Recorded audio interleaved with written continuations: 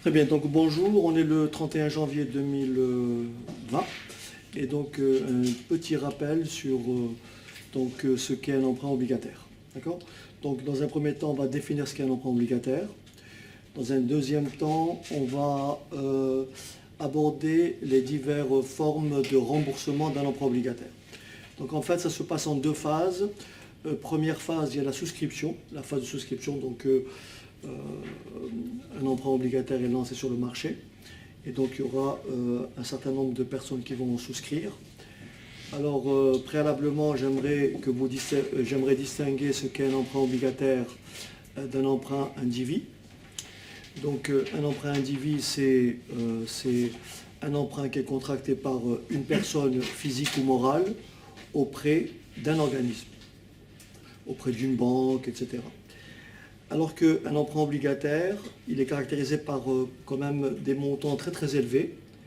Et donc lorsque par exemple la SNCF va décider de construire une ligne TGV qui va relier telle ville à telle ville, les moyens engagés sont très très importants. Et bien sûr, compte tenu de l'importance de l'emprunt à contracter, aucune banque, aucune institution physique financière ne peut effectivement répondre à cet appel. C'est la raison pour laquelle cet emprunt-là, il va être découpé. Il va être découpé en fractions d'emprunt et qui va constituer des obligations. Donc un emprunt obligataire, il est caractérisé par un nombre d'obligations. D'accord ? Donc les caractéristiques d'un emprunt obligataire, c'est le nombre d'obligations émises. Nombre d'obligations émises.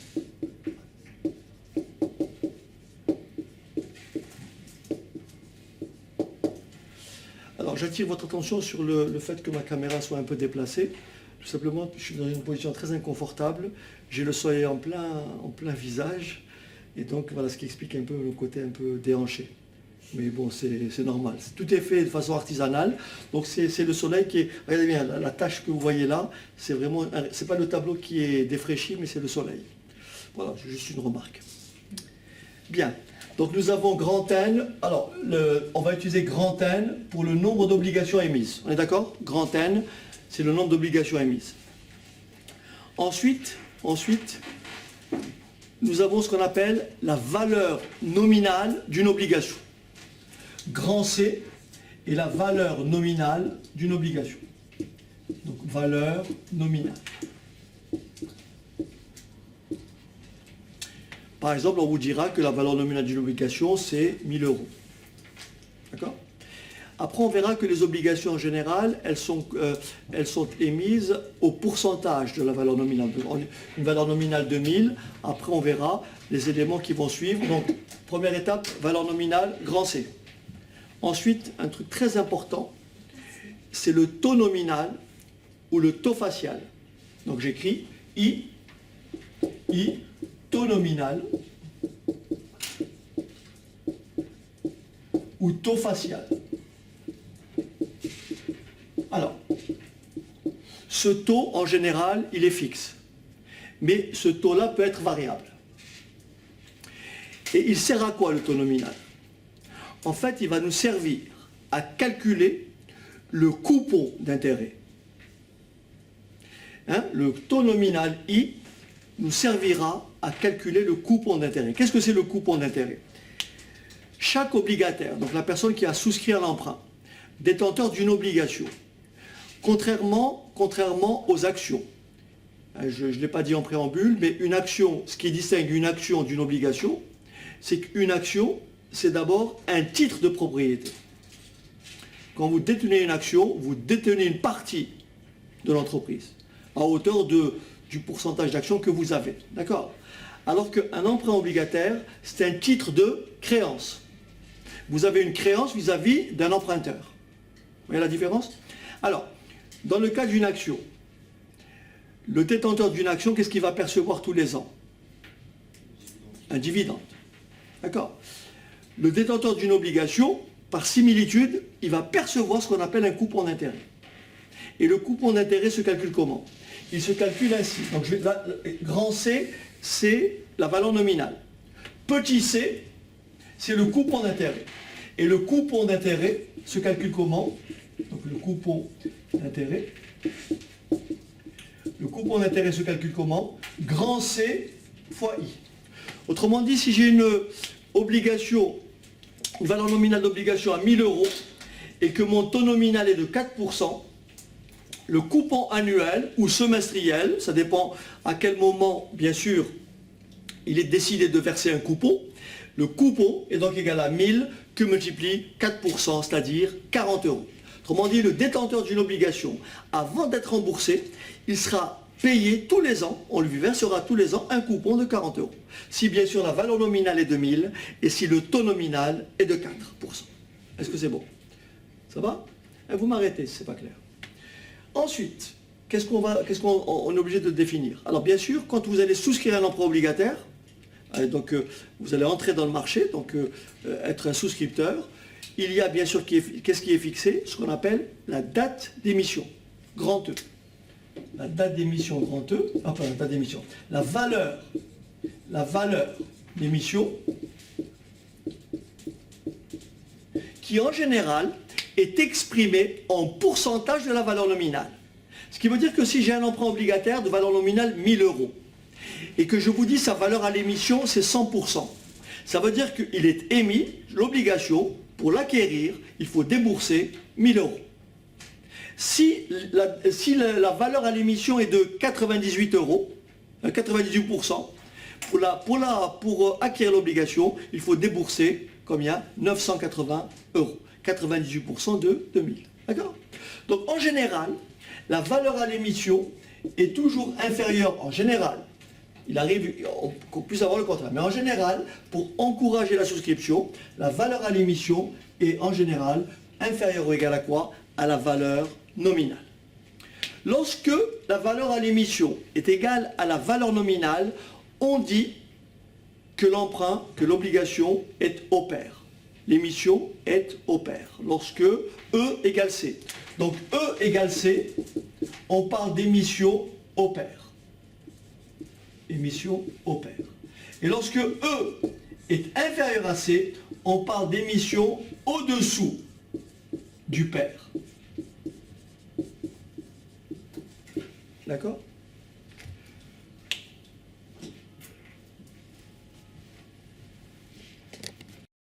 Donc là, on est à la date 0, et bien sûr, qui dit emprunt obligataire, dit forcément, comme c'est un emprunt, il faut le rembourser. Et là, on peut aussi définir ce qu'on appelle la valeur de remboursement. Et la valeur de remboursement, je vais pour ça utiliser la lettre R. Donc R, c'est la valeur de remboursement grand R. Valeur de remboursement.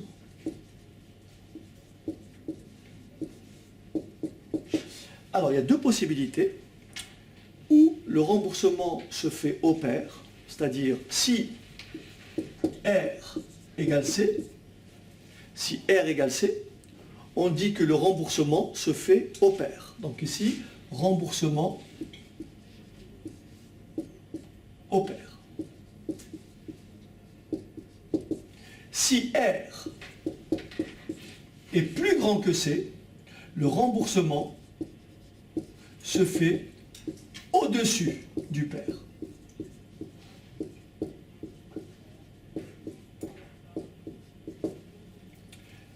J'ai un petit scotch ici que je vais essayer d'enlever. Voilà. Au-dessus du pair, c'est bon. Par exemple, si ma valeur nominale est de 1000 et que je vous dis la valeur de remboursement c'est 110%, donc je rembourse au-dessus du pair et la valeur de remboursement c'est 1100. D'accord? Si je rembourse au pair, la valeur de remboursement c'est 1000. En général, R est supérieur ou égal à quoi? À C. D'accord? Alors bien sûr, il peut y avoir une différence entre l'émission lorsque la valeur à l'émission est inférieure à la valeur de remboursement, la valeur nominale, lorsque la valeur de remboursement est supérieure à la valeur nominale. Donc le détenteur d'une obligation va réaliser ce qu'on appelle un très bon rendement.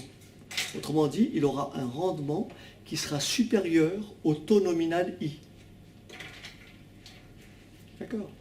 En fait, quelqu'un qui souscrit à une obligation, il a intérêt à la payer peu cher, moins que C, et il a tout intérêt à être remboursé au-delà de C. Ça, c'est logique. C'est pour cette raison, regardez bien, ça fait appel à ce qu'on a déjà vu lors des précédentes sessions. Vous avez dit combien la maîtrise des flux financiers dans le temps est très important pour ce type d'exercice. Regardez bien. Si je pose le problème ainsi, je vous dis, est-ce que je peux effacer? Ok. Je vous dis, par exemple, je prends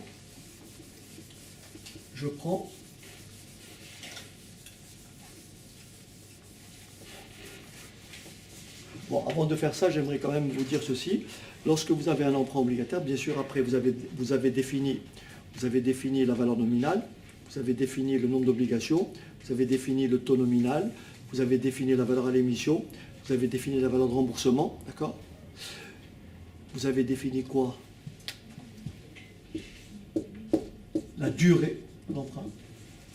Est-ce qu'on a emprunté sur 5 ans? Est-ce qu'on a emprunté sur 10 ans? Très important, la durée de l'emprunt. Il y a encore autre chose que je vais rajouter.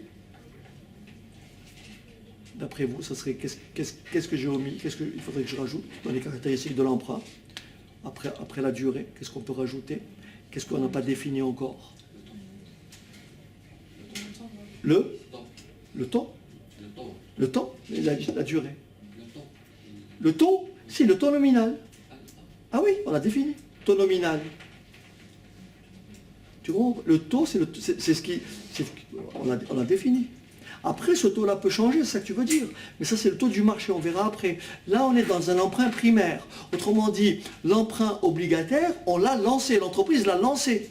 Il y a une souscription. Donc, on est dans le marché primaire. Qu'est-ce qu'il faut définir aussi? La périodicité du coupon? Oui, on a dit, bon, tous les ans, tous les trimestres, ça c'est bien là. Voilà. Mais très... Oui. Sur le marché secondaire, il y a combien d'obligations émises? Oui, non, mais avant ça, ma grande, avant. Qu'est-ce qui manque? Un élément très important. Ben, les modalités de remboursement. Est-ce que je rembourse in fine? Ben oui, c'est très important. Est-ce que je rembourse par amortissement constant? Est-ce que j'amortis un nombre d'obligations, un nombre égal d'obligations tous les ans? Ou est-ce que j'amortis par annuité constante? Donc les modalités de remboursement, c'est pas pareil. Vous comprenez? C'est exactement comme un emprunt individu en fait. Vous avez votre tableau d'amortissement, vous avez 3 modalités de remboursement. Soit in fine, en bloc, en une seule fois. Autrement dit, vous ne payez que les intérêts tous les ans. Soit vous remboursez par un nombre d'obligations constant, donc vous remboursez tous les ans, on va dire, M obligations, M la première année, M la deuxième, M la troisième. Soit vous remboursez par annuité, je dis bien entre guillemets, annuité, entendez bien, théoriquement constante. Les annuités ne seront jamais constantes, vous allez voir pourquoi. Parce qu'on n'amortit pas des annuités, on n'amortit pas un capital, on amortit un nombre d'obligations. Et comme le nombre d'obligations est un nombre entier, à un moment donné, il va falloir opérer à des arrondis. Bon, c'est un peu trop technique ce que je dis, mais ça va s'éclairer dans 10 minutes. Ok? Donc je reviens. Modalité de remboursement. Donc, in fine, amortissement constant ou annuité constante. D'accord? Ok. Donc on a à peu près tout dit. Prenons un exemple d'emprunt obligataire. D'accord? Prenons un exemple d'emprunt obligataire. Ok? Pour faire simple, durée de l'emprunt, 4 ans. Durée de l'emprunt, 4 ans. Taux nominal, 5%. Valeur nominale, 1000 euros. Remboursé in fine. D'accord? Donc je répète, valeur nominale, 1000 euros. Taux nominal, 5%. Valeur nominale, 1000 euros. Taux nominal, 5%. Durée, 4 ans. Remboursement in fine. Remboursement in fine. Bien sûr, remboursement au pair, émission au pair. Premier cas. Remboursement au pair, émission au pair. D'accord?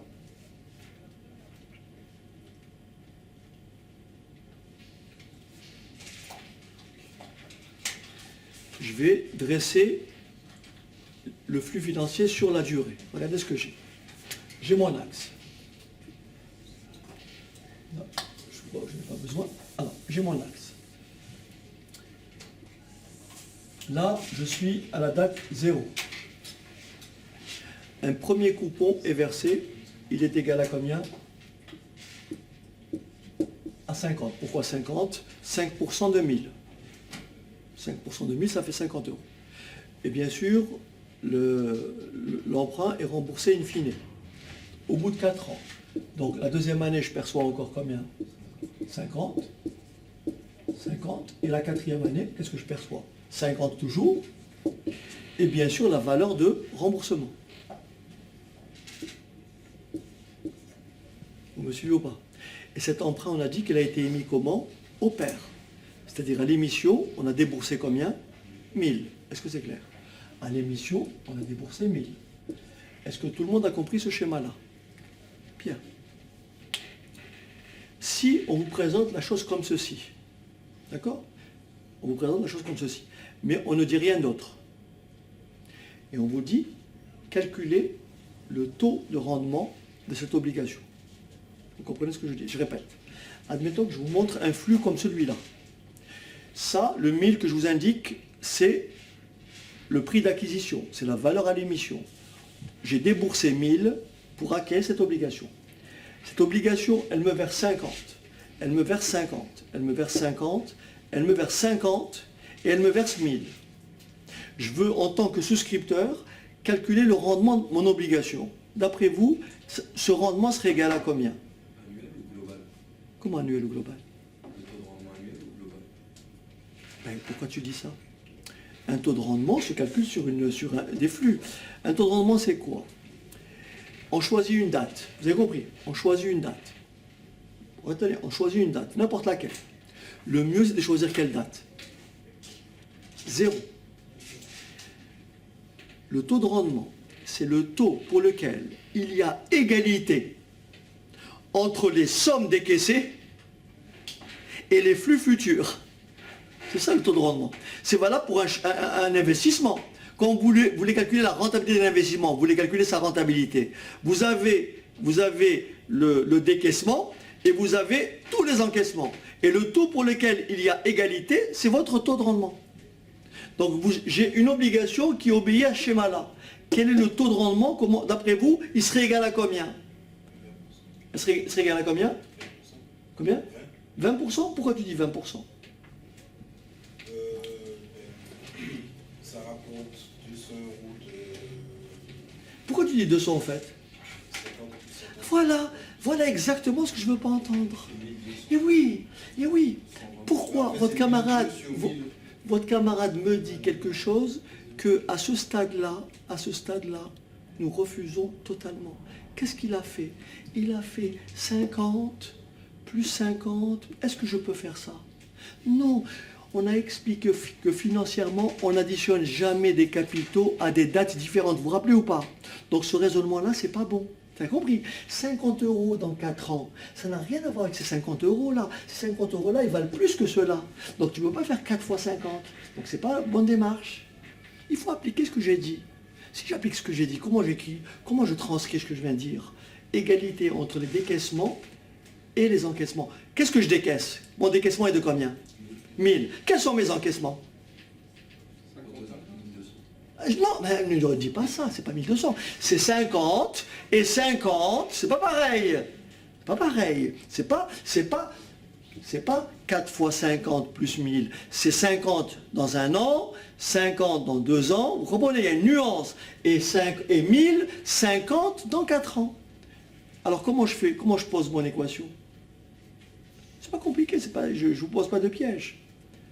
Ok, regardez. Il faut capitaliser. Alors, là, en 0, j'ai combien? J'ai 1000. C'est bon ou pas? Égal combien?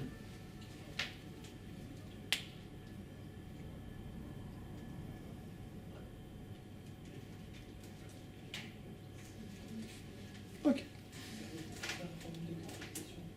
Ok, regardez.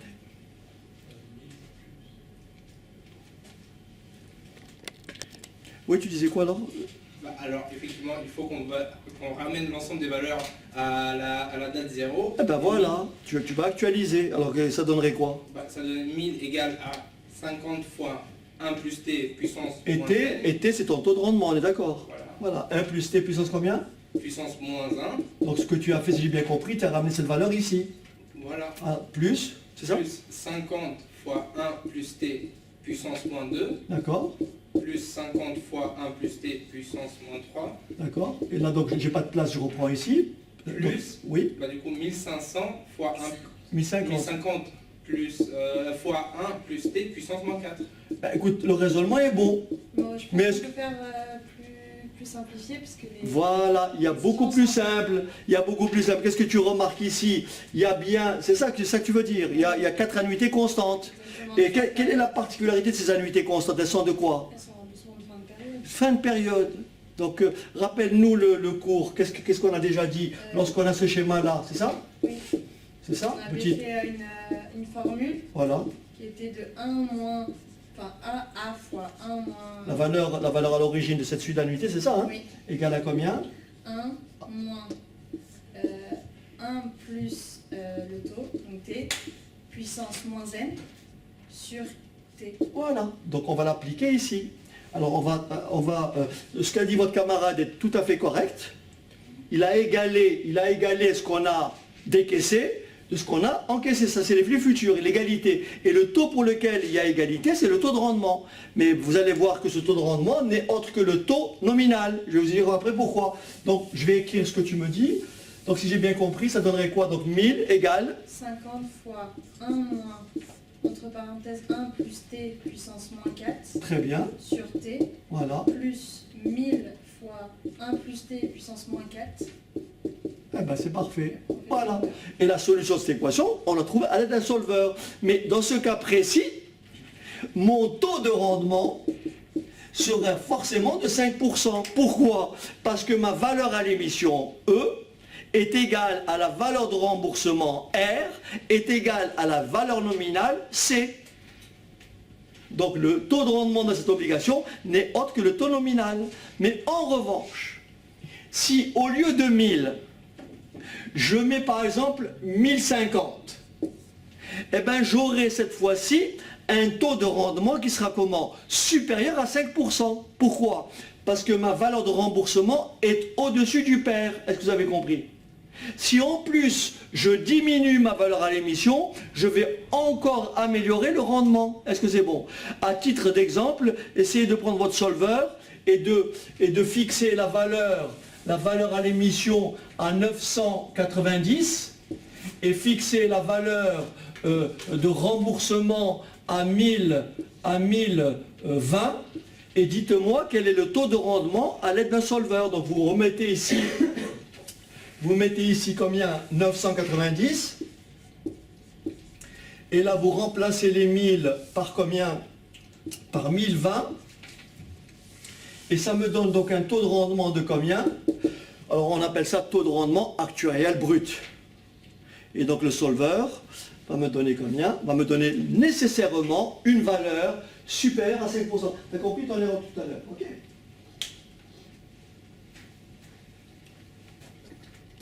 Donc on vient de me donner le taux, donc on m'a dit 5,75%. Donc vous voyez, on a forcément un taux de rendement supérieur au taux nominal. Ok. Alors il y a une appellation que je n'ai pas encore abordée, c'est ce qu'on appelle la date. Il faut distinguer la date de jouissance et la date de règlement.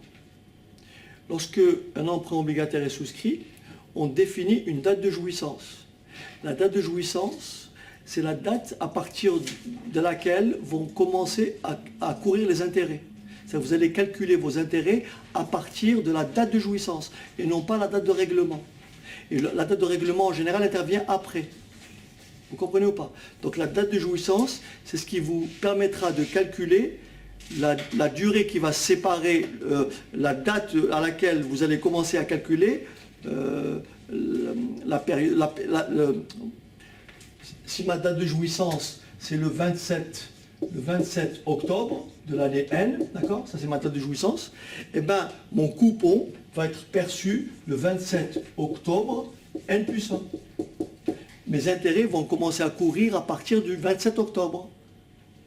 Donc la base du calcul d'intérêt se fait à partir de la date de jouissance et non pas la date de règlement. D'accord? Voilà. Donc quand vous voyez date de jouissance, vous calculez vos intérêts à partir de cette date. Et bien sûr, vous calculez, bon ça c'est pour après, lorsqu'on va calculer ce qu'on appelle le coupon couru. Le coupon couru, lorsque l'année n'est pas complète, on peut calculer ce qu'on appelle une fraction d'intérêt. Par exemple, si vous avez le coupon couru se fait à période égale, mais on peut être amené lorsqu'on va céder une obligation, mais ça, on va se placer dans le marché des obligations, on peut être amené à calculer une fraction d'intérêt. Mais ce n'est pas le cours d'aujourd'hui, puisqu'aujourd'hui, le cours c'est emprunt obligataire, oui. Mais du coup, moi je me demande s'il y a un écart important entre la date de jouissance et la date de règlement. Non, il n'est pas important, c'est quoi? C'est une semaine, un mois, des choses, c'est tout. Hein. Oui, mais déjà, si c'est un mois, ça peut faire bouger notre taux de rendement brut dont on parlait tout à l'heure. Ah oui, après c'est autre chose. Mais attention, ces éléments-là dont je parle, là on est dans l'emprunt. Pour intégrer la date de règlement, etc., c'est lorsque vous allez effectivement évaluer une obligation qui sera sur le marché. Là, oui. Là, c'est important de savoir à quel moment. C'est pour ça qu'en général, lorsque vous voulez coter une obligation, vous allez calculer un coupon couru, vous allez toujours rajouter par habitude, on appelle ça 3 jours ouvrés, parce que le règlement intervient en général après la jouissance, c'est tout. Donc, mais dans le cas d'un emprunt obligataire, quand il est émis, ce qui est important, c'est la date à partir de laquelle vous commencez à calculer vos intérêts. Et le règlement se fait au remboursement normalement. Là, on est dans le marché primaire. D'accord? Après, votre obligation, vous la cédez, c'est autre chose. Vous serez plus propriétaire, c'est-à-dire vous allez, si vous voulez, vous allez effectivement rétrocéder votre créance à quelqu'un d'autre, et c'est quelqu'un d'autre qui sera remboursé plus tard. D'accord? Ok. Mais ça, c'est la deuxième phase, c'est lorsque cet emprunt-là sera effectivement sur le marché des obligations. Alors, on va prendre maintenant, pour construire un tableau d'amortissement d'emprunt, on va prendre un exemple. On va prendre un nombre d'obligations émises égal à 10 000. 10 000 obligations émises, d'accord? La valeur nominale, 1000 euros. Valeur de remboursement, je vais prendre un remboursement directement, c'est mieux, ça m'évite de perdre du temps. Je vais rembourser au-dessus du pair. Remboursement 1010. D'accord? Là, le taux nominal, 5%. La durée, pour faire simple, je vais prendre 4 ans. La durée, je vais prendre 4 ans. Et cet emprunt, je vais le rembourser selon les 3 modalités. Je vais commencer par le rembourser in fine, ensuite le rembourser par amortissement constant, et ensuite le rembourser par annuité théoriquement constante. Là, je prends directement le cas le plus compliqué où le remboursement s'effectue au-dessus du pair. Et je vais vous donner une formule pour trouver le nouveau taux qu'on appelle le taux effectif. Alors pour trouver le taux effectif, j'ai fait une vidéo qui explique comment on le calcule. Hein, vraiment, mais je ne vais pas le faire ici parce que ça serait trop long. D'accord? Donc, premièrement, donc remboursement in fine. On va donc construire notre tableau d'amortissement. C'est exactement la même chose qu'un tableau d'amortissement d'emprunt. Vous avez la date, l'année, le nombre d'obligations vivantes, combien il y a d'obligations encore en circulation, l'intérêt qui se calcule grâce au coupon d'intérêt, qui sera égal à combien ici? 50 euros, le coupon annuel. le nombre d'obligations amorties, leur montant. Pour trouver le montant, il suffit de multiplier quoi? La valeur de remboursement par le nombre d'obligations amorties. Et à ça, il faut rajouter quoi? L'intérêt pour trouver quoi? L'annuité. Est-ce que c'est bon?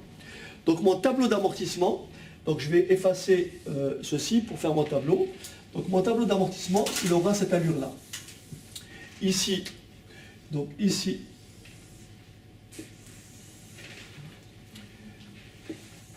ici vous avez l'année, donc 1, 2, 3 et 4. Ici, vous avez le nombre d'obligations vivantes, nombre d'obligations encore vivantes, nombre d'obligations encore vivantes, c'est-à-dire le nombre d'obligations non amorties. Ici à côté, vous allez avoir quoi? L'intérêt. D'accord? Plus loin, vous allez avoir l'amortissement qui se départage en deux blocs.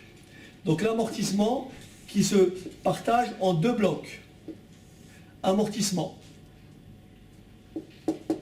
Amortissement. Et ici, nombre d'obligations amorties. Nombre d'obligations amorties. Ici, le montant de l'amortissement.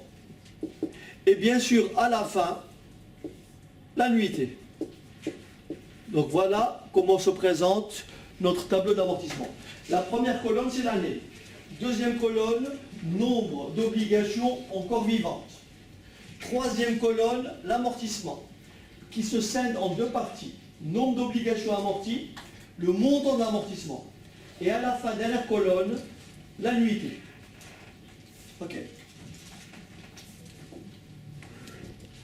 Alors, comme on rembourse in fine, donc là, la première année, je ne rembourse rien. La deuxième année, rien. Troisième année, rien. Et la quatrième année, j'amortis les 10 000 obligations. Est-ce que c'est bon?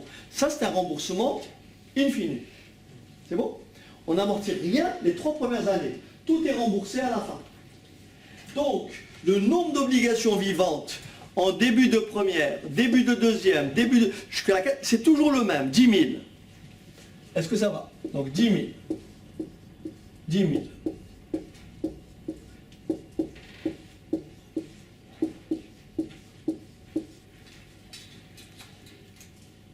Pour calculer l'intérêt, il suffit de multiplier le nombre d'obligations encore vivantes par le coupon d'intérêt.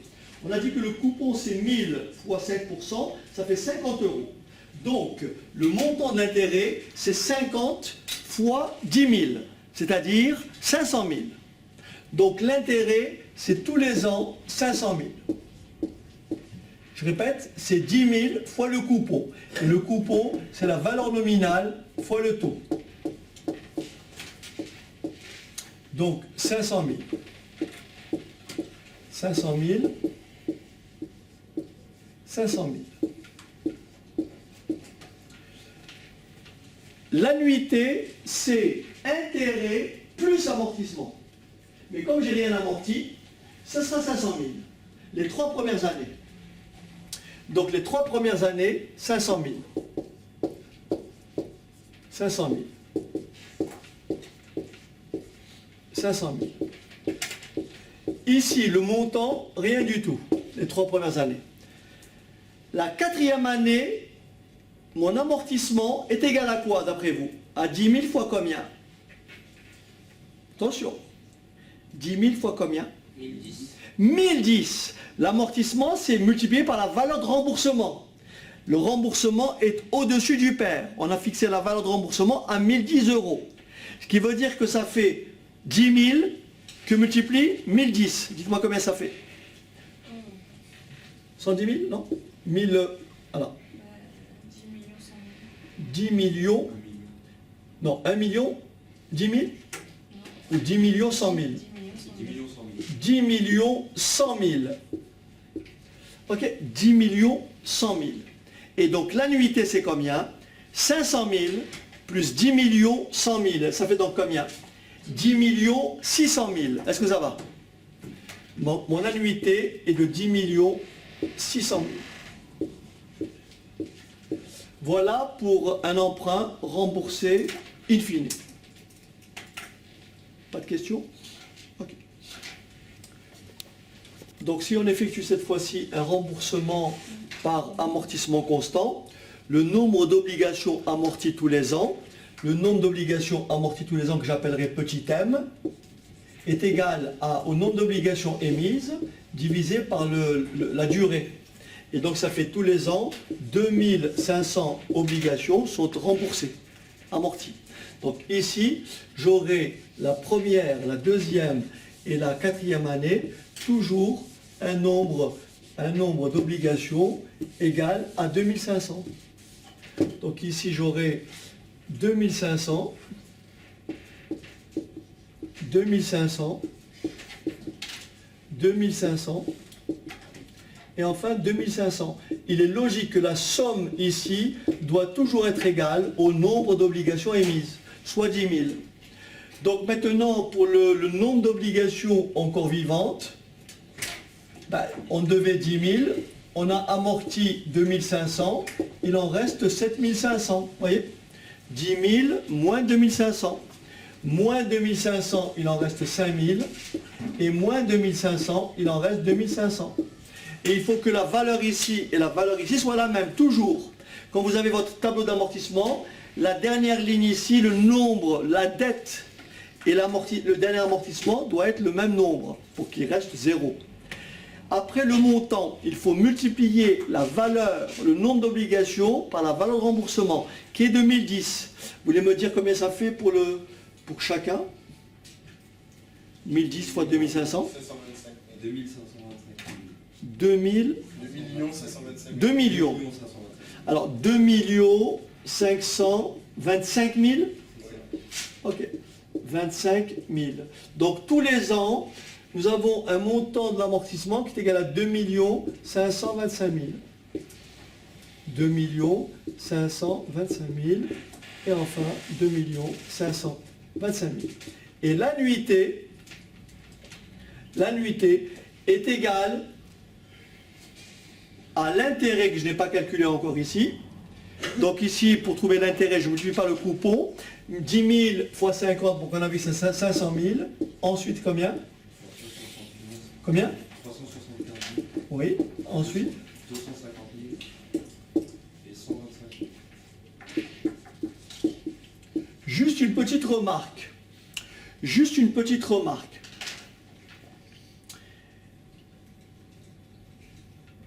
Ici,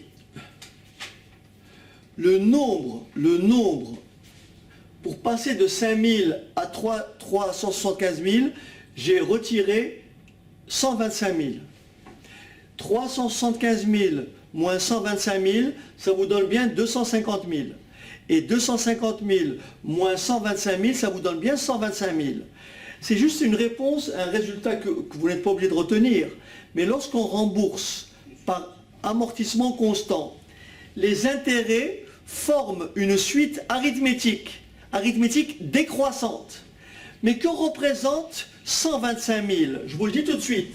125 000 est tout simplement égal au nombre d'obligations amorties, donc ici combien? 2500 fois le taux. Si vous faites 2500 que multiplie 0,05, Pour rajouter le nombre d'obligations.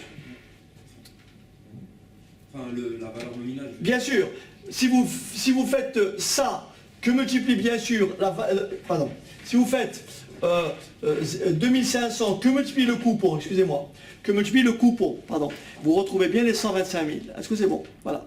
Et c'est une suite arithmétique décroissante. Mais bon, vous n'êtes pas obligé de retenir ça, vous faites votre calcul normalement. Ensuite, ici, pour trouver l'annuité, on fait la somme. Intérêt plus amortissement. Donc ça fait combien? 3 25 000, c'est ça? Donc 3 25 000. Ensuite, 2 900 000. 2 900 000. 900 000. Voilà. Ensuite, 2 775 000. 2 775 000. 2 650 000. 50 000. Oui. Voilà, parfait. Donc voilà pour le remboursement par amortissement constant. On passe au dernier point qui est un peu plus délicat, c'est le remboursement par annuité que j'appellerai théoriquement constante, et vous allez voir pourquoi. Voilà, et la lumière fut. Voilà, donc maintenant on va aborder le dernier point, c'est remboursement, je dis bien, par annuité, théoriquement constante. J'ai développé dans une séquence qui s'appelle remboursement par annuité théoriquement constante, cette partie-là, mathématique, qui explique quelle est la loi des amortissements. Hein, si vous pouvez la regarder, c'est relativement bien expliqué, donc je ne vais pas reprendre ça à zéro, je vais simplement vous donner le résultat. Jusqu'à maintenant, on a parlé d'un taux I. Il faut tout de suite savoir calculer ce qu'on appelle le taux, allez, on va l'appeler taux effectif, qu'on appellera comment I'. Regardez bien, tout va se calculer avec I'. Et I' est égal au coupon grand C fois I divisé par R. Donc dans mes formules, j'ai employé I'. Si vous remboursez au pair, grand C et R sont égaux. Ce qui veut dire que I' et I, c'est le même nombre. Donc dans le cas d'un remboursement au pair, on va employer le taux nominal. Parce que I' est égal à I. Donc dans mes calculs, je vais employer I'. Et voilà ce qu'il faut retenir. Pour savoir d'où ça vient encore une fois, je vous renvoie à un cours où j'ai vraiment détaillé, expliqué pas à pas comment on arrive à cette écriture-là. D'accord? Alors voilà ce qu'il faut retenir. Je vais l'écrire. Dans le cas d'un remboursement,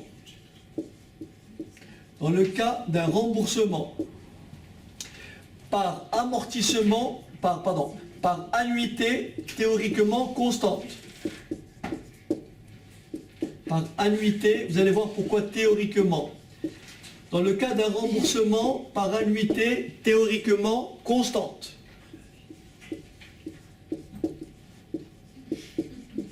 Les amortissements, le nombre de titres amortis, le nombre d'obligations amorties,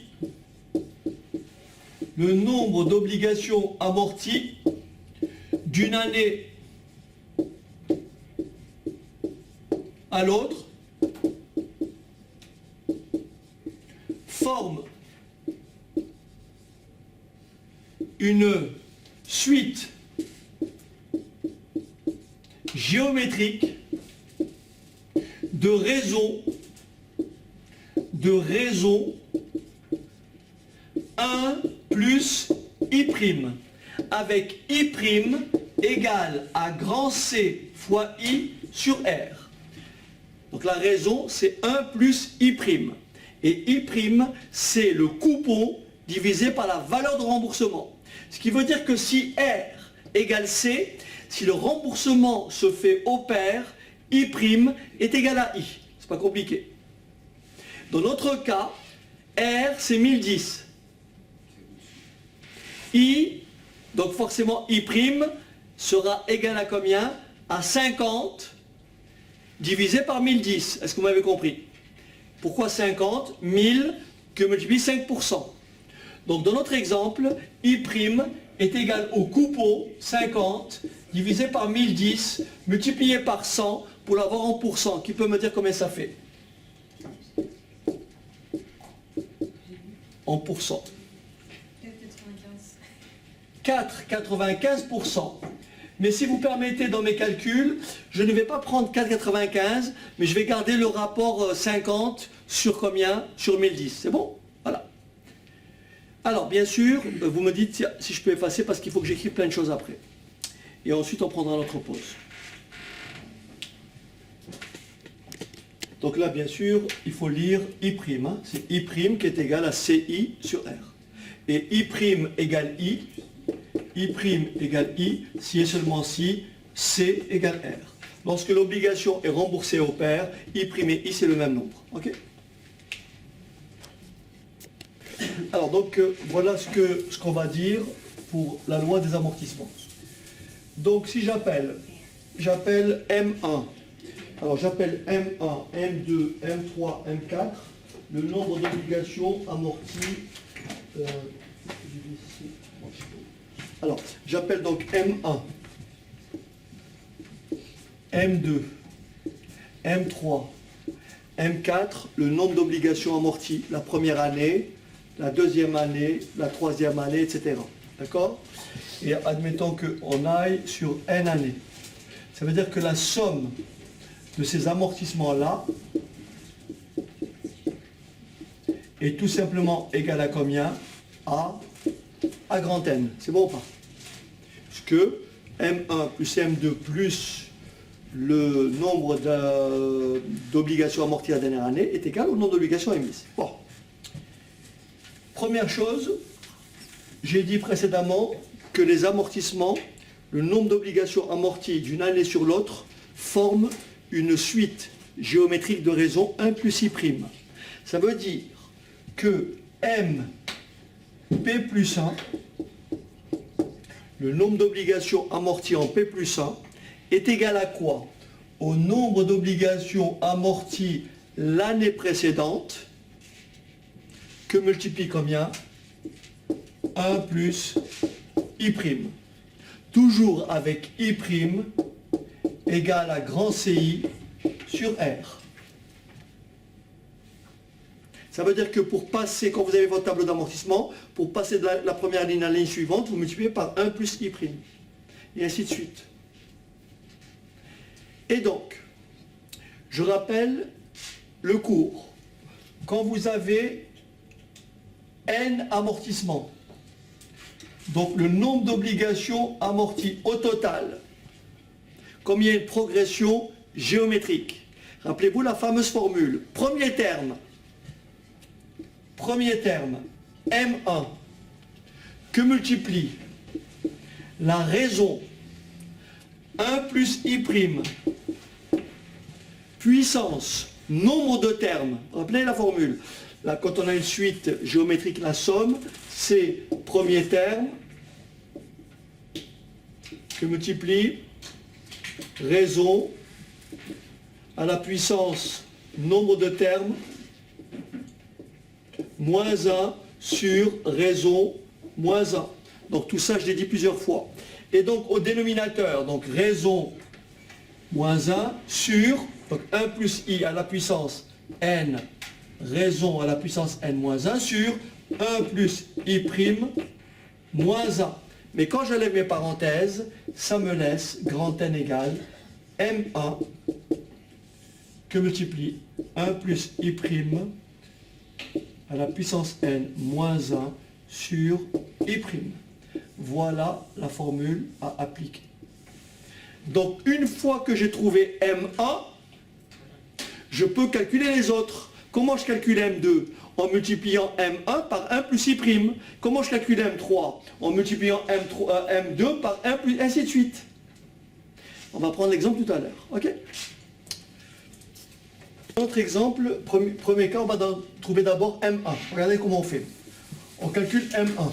Mais pour calculer M1, le taux, notre taux, on va le mettre en mémoire. Hein. Si vous voulez bien prendre votre calculatrice et mettre le taux en mémoire, le taux I', qui serait égal à combien?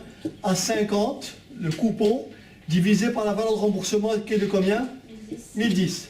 Donc vous prenez votre calculatrice et vous tapez ce nombre-là, et vous faites STO, et vous mettez dans une lettre. Et après vous allez utiliser la lettre pour I'. D'accord? On va donc calculer M1. Le nombre d'obligations amorties la première année est égal à quoi? Au nombre d'obligations vivantes. Alors, le taux, c'est 50 sur... Donc si je simplifie, en simplifiant par 50, c'est divisible par 5, ça fait donc par 10, ça fait 5 sur 101. Donc le taux, c'est 5 sur 101. Je garde la valeur. Hein. Ensuite, 1 plus le taux. Puissance 4, parce qu'il y a 4 annuités. Moins 1. Donc si vous prenez votre calculatrice, vous mettez ça en mémoire, le 50 sur 1010 en mémoire, d'accord, et après vous tapez ça, ça fait combien? M1? Arrondi. Non, pas arrondi, il faut me donner les virgules. Ça faisait 2321,8 je crois. Non, pas je crois, donnez-moi... oui, si on a fait tout ça, c'est... Voilà, il faut vraiment qu'on fasse les choses proprement. Ok. Ça fait donc 2000, 321, voilà, virgule, 826, 523. 880, 2. c'est 2, c'est 6, C'est un 8, 2, 6. 8, 2, 6, donc 83, d'accord? Tu gardes cette valeur-là, tu multiplies ça à chaque fois par 1 plus I' pour trouver M2. Et dis-moi combien ça fait. Pour trouver M2, tu multiplies ça par combien? Par 1 plus 5 sur 101. Donc ça me fait M2 égale combien? 2436. 2436,77. 77. Ensuite, pour trouver M3, tu multiplies ton résultat précédent toujours par 1 plus I'. 2557. 2557,40. 40. Et enfin M4,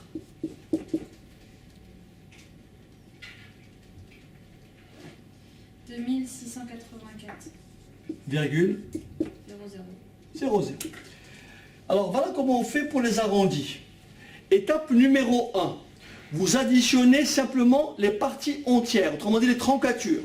Vous additionnez simplement les parties entières. Donc tu vas me faire, si tu veux bien, 2321 plus 36 plus 2557 plus 2100. On va trouver moins de 10 000, c'est logique, puisque j'ai arrondi par défaut. Ça fait combien? 9998. Voilà, je trouve 9998.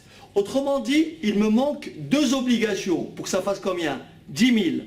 Alors ce que vous faites dans ce cas-là, vous arrondissez par excès le nombre trouvé, mais avec la plus forte décimale.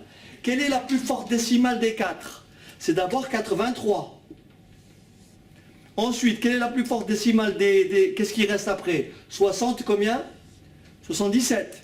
Par conséquent, M1, ça ne va pas être 2321, mais 2300 combien? Donc M1 sera égal à 2322. M2 sera égal à combien? 2436. J'arrondis par excès celle-ci parce que c'est la plus forte décimale. Après, il m'en manque 2. Donc les 2 plus fortes décimales, c'est celle-ci. Donc c'est... Ah, pourquoi j'ai pas fait 37? Là, c'est 37, vous me suivez? Parce que c'est 77. Et donc après, celle-ci, c'est les plus faibles. Donc ça fait 2557. Et enfin, 2684. Et maintenant, si vous faites le total, vous trouvez bien 10 000. Donc après, vous construisez votre tableau d'amortissement comme on l'a fait tout à l'heure. Pas compris? Ah, c'est bon. Et après, vous construisez votre tableau d'amortissement comme on l'a fait tout à l'heure. Vous mettez donc le nombre de titres amortis la première année, la deuxième année, puis vous complétez le reste. Est-ce que c'est bon? Et cette fois-ci, vous allez trouver que les annuités ne sont pas égales, elles sont sensiblement égales. Pourquoi? Parce que j'ai arrondi. C'est pour ça qu'on dit annuité théoriquement constante. Mais si j'avais gardé les amortissements, le nombre comme ça, en multipliant par R, j'aurais trouvé au 10e près des annuités constantes. Mais comme j'ai arrondi, parce que j'amortis un nombre entier, il est normal que ce nombre-là a été arrondi ici, celui-ci a été arrondi, donc mon annuité ne sera pas à chaque fois la même chose. Elle sera sensiblement égale, mais très proche. C'est pour ça qu'on dit amortissement par annuité théoriquement constante. D'accord? Je vous laisse faire le tableau, et puis après on aura fini pour les emprunts, et on fera un exo après. Alors comme tout à l'heure, notre tableau, on pourra le compléter.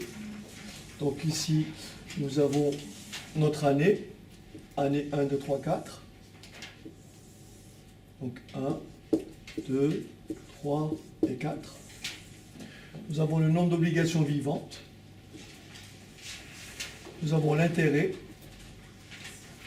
nous avons l'amortissement qui se compose en deux parties et nous avons l'annuité. Donc ici nous avons deux parties, le nombre d'obligations amorties. Donc là nous avons l'amortissement. Et donc là nous avons le nombre d'obligations amorties. Nombre d'obligations amorties. Donc la première année on a dit combien? Vous voulez me dire les quatre valeurs? 2000 2000 832, 832, ensuite 2437, 67, 37, 37, 2437, oui, La première, c'est 2322. Ouais, c'est 2322. 2300, 22. ok, sympa. Alors 2322, 2437, ensuite 2557 2557, et 2684. 2684. Et là, bien sûr, ça fait un total de 10 000.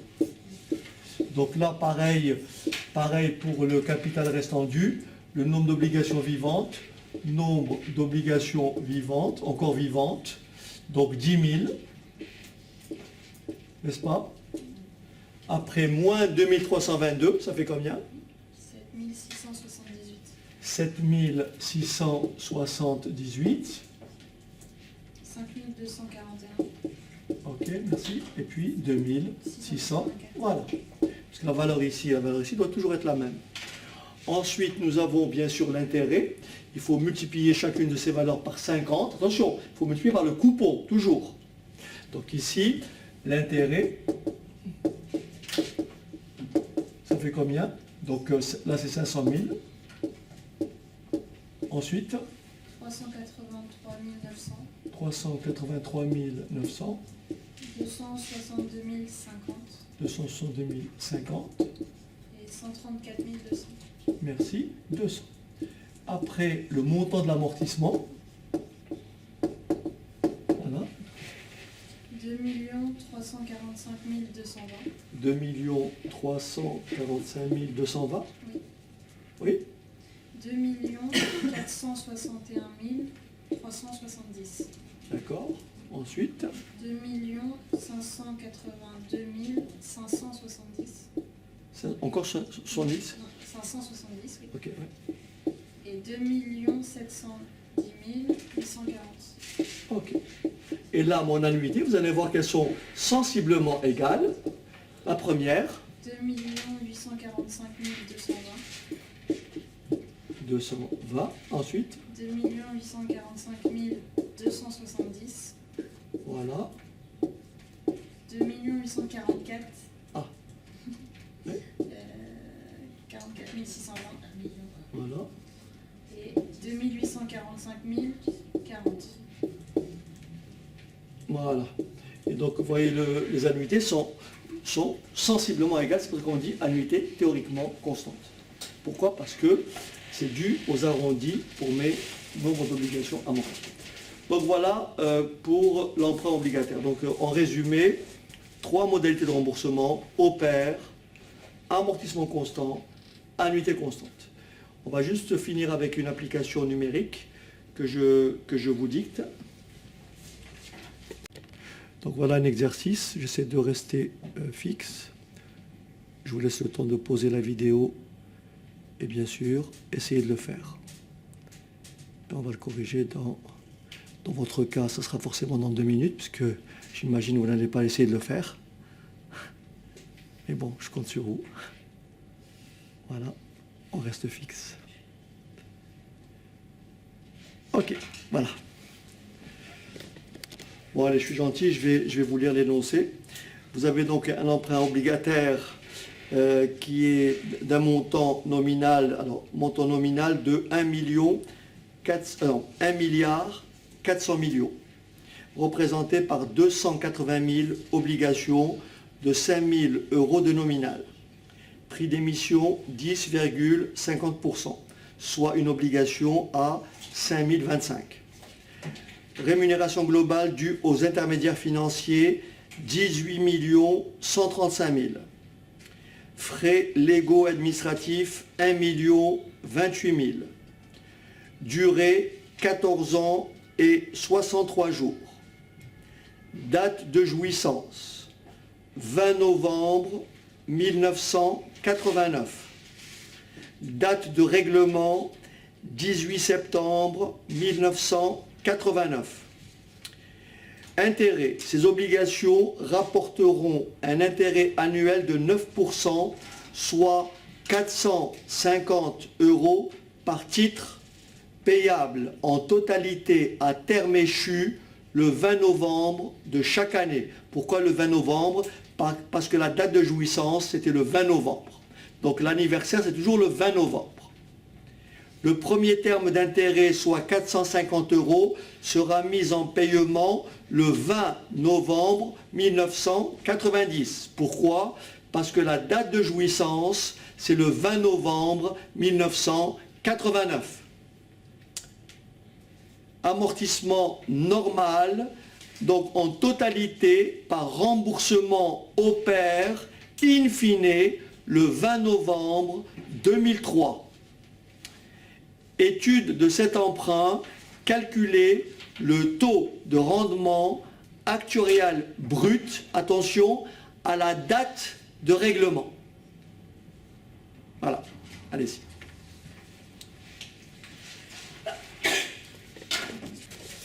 Très bien, donc on va essayer de donner une solution.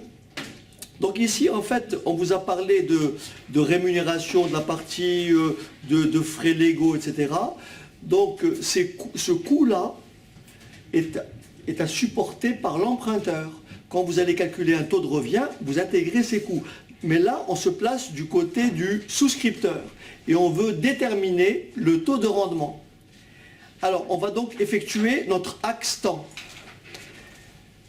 Puisqu'on me demande le taux de rendement à quelle date? À la date du règlement. Le règlement se fait à quelle date? Allez, on y va. Le règlement se fait à quelle date? Il se fait le 18 septembre 1989. 18 septembre. La date de jouissance, c'est le 20 novembre 89. Donc là, on est en 89. Ça, c'est la date de jouissance. Donc le premier coupon, il sera perçu à quelle date? Le règlement, quelle est la valeur à l'émission? On a réglé combien pour acquérir l'obligation? 5025, oui ou non? Prix d'émission, 5025. Donc à cette date-là, le souscripteur a déboursé 5025. Est-ce que ça va? La date de jouissance, c'est le 20 novembre 89. Le premier coupon sera versé dans un an. C'est-à-dire le 20 novembre combien? 90. Et le montant du coupon est de combien? Le montant du coupon est de 450 €. Est-ce que c'est bon? 450 €. La durée de l'emprunt, on vous dit 14 ans et 63 jours. J'imagine que les 63 jours, c'est la date qui sépare, on va le vérifier, c'est la date qui sépare le 18 septembre, n'est-ce pas, du 20 novembre. Essayons de vérifier. Regardez comment on compte. On dit le mois de septembre à 30 jours, n'est-ce pas? Donc vous dites du 18 septembre au 30 septembre, ça fait combien de jours? Ça fait 12 jours. Du 30 septembre au 31 octobre, n'est-ce pas? Ça fait combien de jours? 31 jours. Est-ce que c'est bon? Du 31 octobre au 20 novembre, ça fait combien de jours? 20 jours. Et si on fait 12 plus 31 plus 20, ça fait bien combien? 63 jours. Donc, la durée entre la date de règlement et la date de jouissance est de bien de 63 jours. Est-ce que ça va? Donc, je vais le mettre en rouge. La date Ici, de là à là, c'est 63 jours.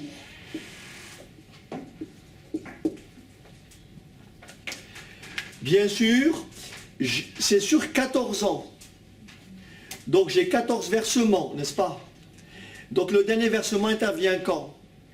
Puisque c'est 14 ans. Donc 1 an, donc ça fait 90. Je rajoute combien? À 84, j'ajoute 14, ça fait 2003, oui ou non? Le 14e versement de 450 intervient en 2003. Donc qu'est-ce que je suis ici? Je suis le 20 novembre 2003. J'ai le dernier coupon qui est égal à combien? À 450, vous me suivez? Et le remboursement s'effectue comment? Au pair. La valeur nominale, c'est 5000.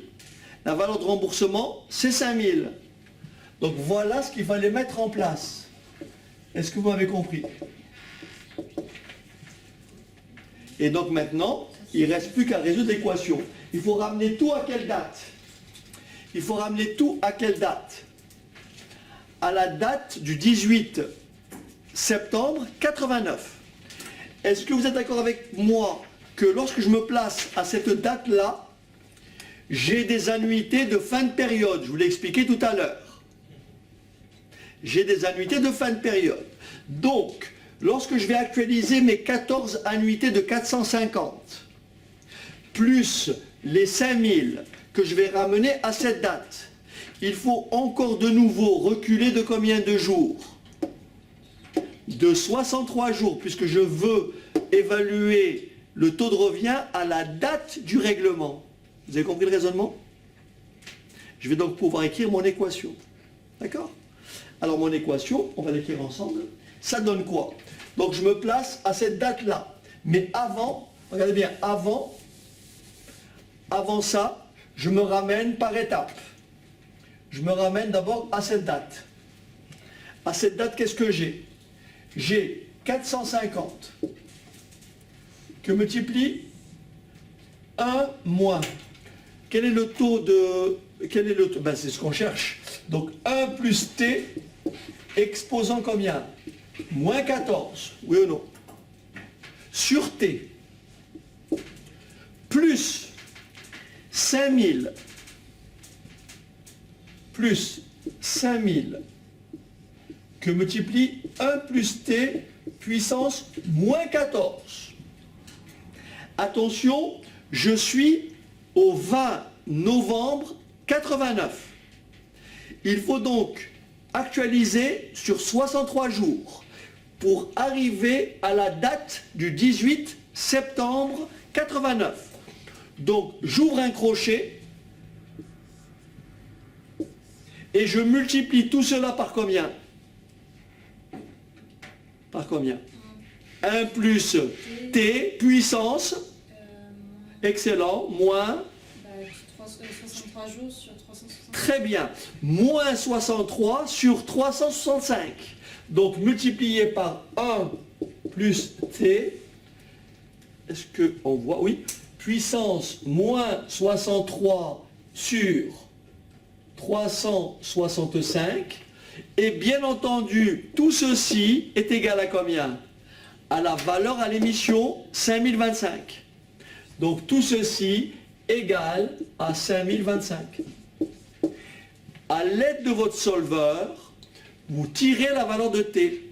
Et si quelqu'un peut me donner le taux de rendement actuariel brut, ce serait sympa.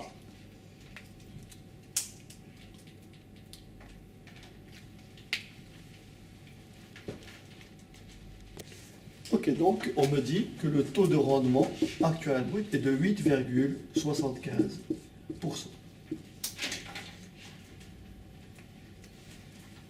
8,75%.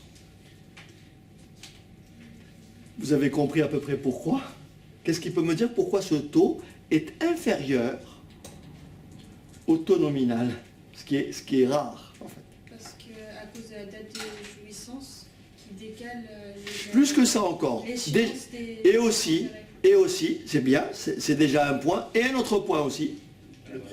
Le prix, la valeur à l'émission est supérieure au pair. Donc forcément, l'obligataire, le souscripteur, a payé plus cher en fait. Donc il a un rendement inférieur.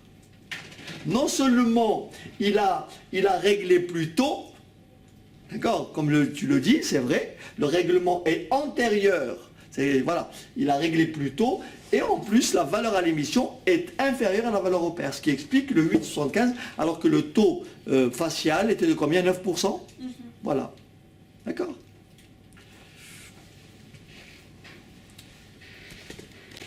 Voilà, donc ainsi s'achève notre séance du vendredi.